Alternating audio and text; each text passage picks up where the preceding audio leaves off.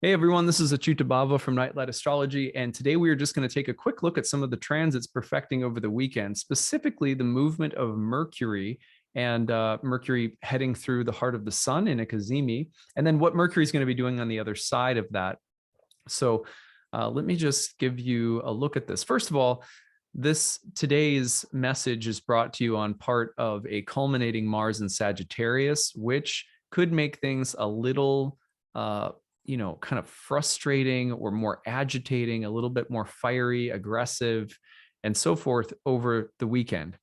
By Monday, Mars will move into Capricorn, where it is exalted and it becomes a lot earthier. But especially on Sunday, when Mars is moving through that 29th degree, don't be surprised that there's just a little bit more fire and tension and just the intensity of Mars in that critical degree over the weekend is something to watch for. But what I really wanted to talk about today is not so much Mars at the critical degree, those critical last bound degrees, which are typically a bit more malefic, especially for Mars. It's just a little sharper and edgier, a little bit more explosive and hostile. So just be careful of Mars energy over the weekend. But also, one of the things that really has me kind of excited for the weekend is this. Here's Mercury moving through the Cazimi with the sun. So this is, if we go between Saturday and Sunday, you're going to see Mercury moving across the face of the sun, just like that by zodiacal degree anyway. And that is the Cazimi moment, the transformative moment of the cycle where Mercury is now gone through the death of setting. It's an evening star and it's sinking into the underworld. It hits the sun, and then it's as though it's being infused with new life, and it's going to start to rise as the morning star, where Mercury becomes a little bit more solar in nature. It becomes more idealistic. It becomes more aware of what the ideal is. Usually that can be a little bit more future oriented, whereas the evening star Mercury tends to be a little bit more about exchange, relationship. It's a little bit more feminine in the evening. In the daytime, you're going to see it just being more assertive and idealistic. Well, the other thing that's going to happen, which is interesting, is as Mercury goes through the Cazimi moment, it is going to back into Capricorn, where it then gets into a conjunction with Pluto. Now, what I find so interesting about this is here's a conjunction with Pluto, January 28th and 29th. Well, what's happening on that same day is the sun is crossing the 10th degree of Aquarius, which is where Mercury is stationed at the outset of this retrograde period, and the sun will be squaring Uranus.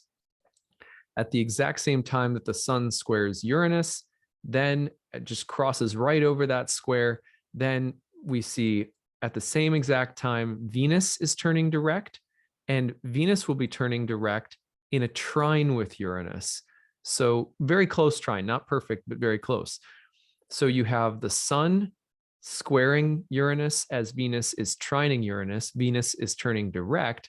Mercury is conjoining Pluto, and then Mercury is turning direct. Just take it forward a few more days, and Mercury will turn direct, and it does so just as the sun is conjoining with Saturn. So why is that significant? Because let's go back to the beginning of this retrograde cycle and refresh. At the outset of this cycle, remember that Mercury was at about 10 degrees of Aquarius, about to run into Saturn. Before it could do so, it refrained and turned retrograde in a square with Uranus. Here is what comes to mind. You're about to do something, but you think, I want to be sure whether or not I should do this. Or you're thinking something through, you're planning something. Mercury loves to plan and strategize. And you run into a limitation or an unexpected constraint or delay, some kind of problem, or some limited way of thinking about something. And you're thinking, I'm just going to give this a think, and I need to come up with creative, new, innovative ideas or solutions. Or you come up with one, but you don't know how to implement it. But there's something going on here with Mercury and Saturn, and then Mercury and Uranus. So I'm trying to represent that in different ways. It's going to look different for each person, but Mercury Saturn feels like an impediment. It's more what do I want to say? confining and defining, whereas Mercury Uranus is more exploratory, it's open-minded, it's inventive and experimental. So those tensions between Mercury, Saturn, and Uranus were at the outset of this cycle. So that has been toning what we've been working with or dealing with. And you really have to look at the whole sign houses in your chart to get a feel for that. Specifically, I would look at the house of Aquarius. For example, in my chart, that's my 10th house, career. We've been dealing with a bunch of unexpected developments around some of the way in which we structure my online courses and programs, and being, trying to consider who and what services we need to maintain some of it, and maybe switching some services. But we've been trying to find creative solutions to some issues with video hosting and stuff like that. It's pretty mundane stuff, really not very exciting, right? That's my career house though. So it's wherever it lands in your chart, just the process of trying to sort something out, trying to find a solution. What's the best structure to have in place? What are new innovative ideas? How do you implement them practically with success? How do you take something eccentric or outlandish or exciting and also make it stable?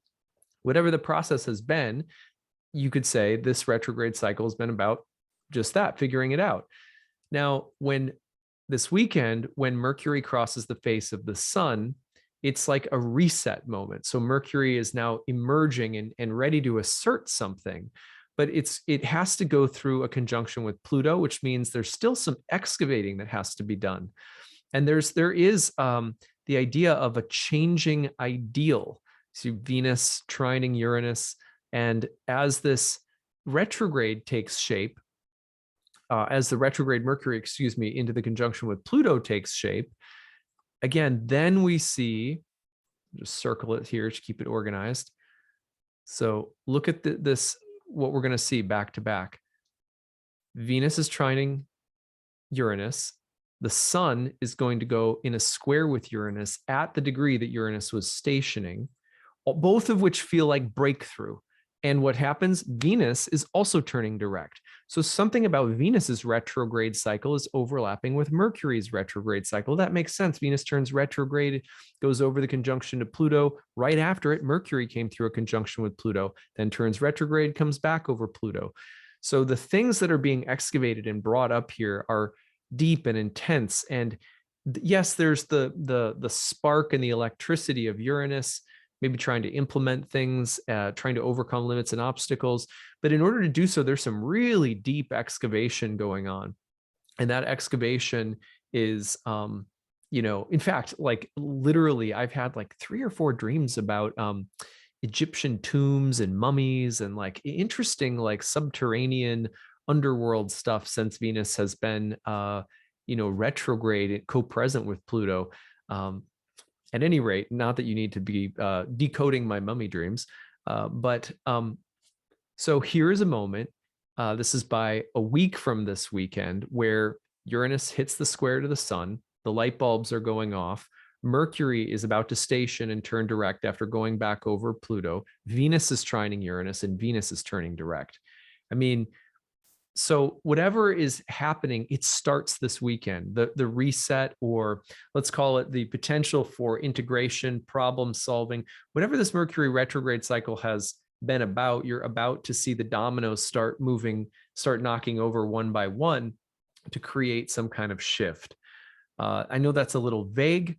We'll be trying to fill that out as we go. But one of the things that I look for over this weekend is to start seeing the bigger picture, like a gestalt moment where you just see all of the pieces coming together in a greater whole, like suddenly.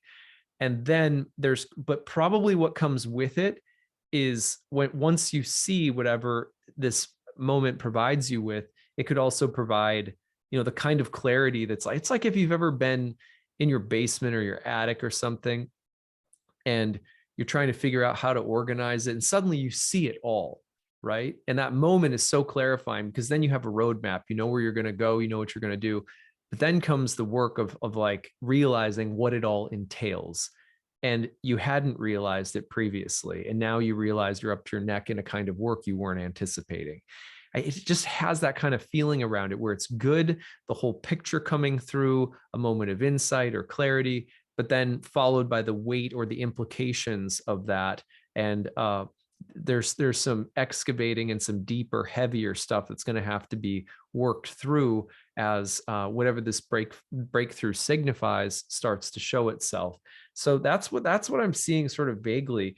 And again, what I'm anticipating over Saturday and Sunday in particular is that because look, by Monday, Mars goes into Capricorn where it's in its exaltation. So the big clear picture and the mobilization of will, effort, resources in the next 3 or 4 days will probably be pretty strong for a lot of people.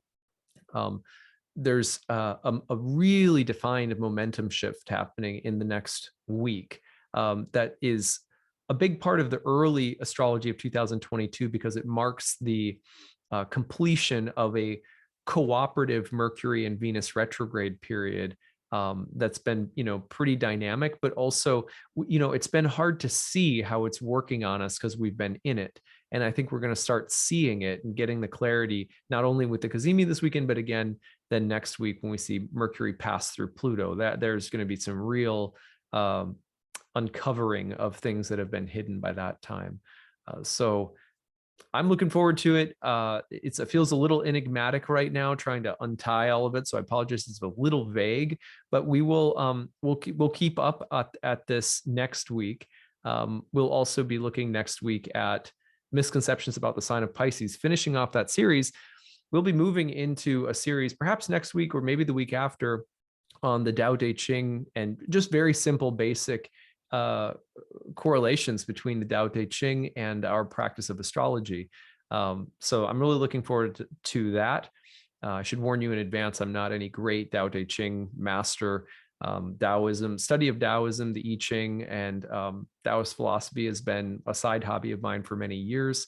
But I'm not going to pretend that I'm I'm not going to be feigning like I'm some Taoist master. Just going to be looking at some very basic insights that can be drawn from the Tao Te Ching, especially in relation to our study of astrology. So more on that, though, to come.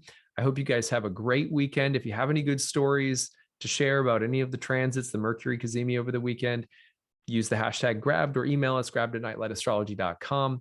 Make sure you look at the whole sign house of Aquarius to get a feel for where Mercury's been doing its work, where this crystallization of insight might be coming from, where the breakthroughs might be about to happen. And I look forward to hearing your stories and talking more next week. All right, take it easy, everyone. Bye.